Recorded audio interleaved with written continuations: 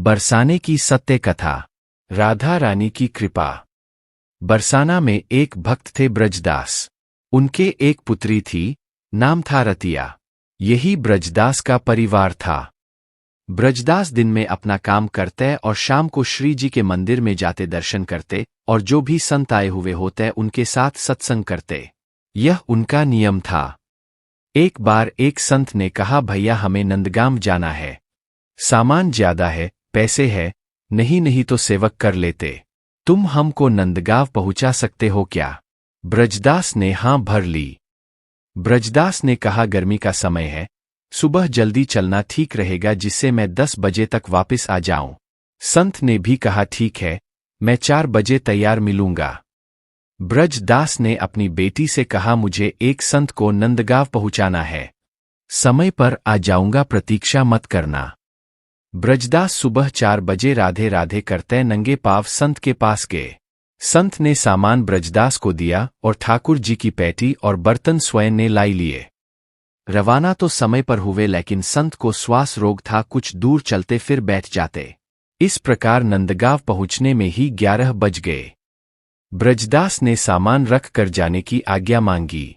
संत ने कहा, जून का महीना है, 11 बजे है, जल पी लो, कुछ जलपान कर लो, फिर जाना। ब्रजदास ने कहा, बरसाने की वृषभानु नंदिनी नंदगांव में ब्याही हुई है, आठ मैं यहां जल नहीं पी सकता। संत की आंखों से अश्रुपात होने लगा। कितने वर्ष पुरानी बात है, कितना गरीब आदमी है, पर दिल कितना ऊंचा है। ब्रजदास वापस राधे राधे करते रवाना हुए। ऊपर से सूरज की गर्मी, नीचे तपती रेत। भगवान को दया आ गई, वे भक्त ब्रजदास के पीछे पीछे चलने लगे। एक पेड़ की छाया में ब्रजदास रुके और वही मूर्छित होकर गिर पड़े। भगवान ने मूर्छा दूर करने के प्रयास किए पर मूर्छा दूर नहीं हुई। भगवान ने विचार किया कि मैंने अजामिल, गीत, गजराज को तारा, द्रौपदी को संकट से बचाया, पर इस भक्त के प्राण संकट में है, कोई उपाय नहीं लग रहा है। ब्रजदास राधा रानी का भक्त है, वे ही इसके प्राणों की रक्षा कर सकती है, उनको ही बुलाया जावे। भगवान भरी दोपहरी में राधा रानी के पास महल में गए।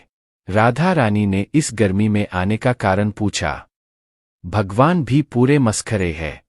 उन्होंने कहा, तुम्हारे पिताजी बरसाना और नंदगांव की डगर में पड़े हैं, तुम चलकर संभालो। राधा जी ने कहा, कौन पिताजी?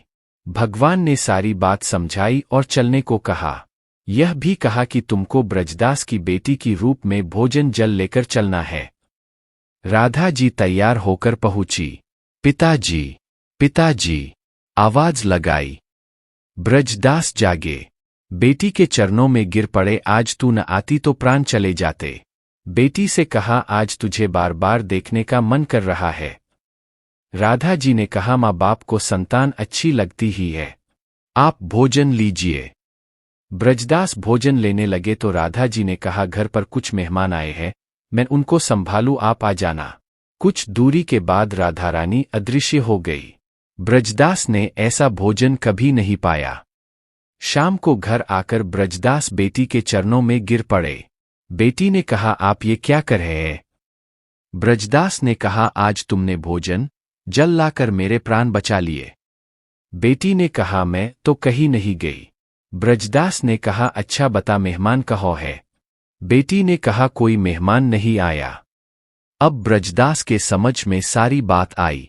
उसने बेटी से कहा कि आज तुम्हारे ही रूप में राधा रानी के दर्शन हुए।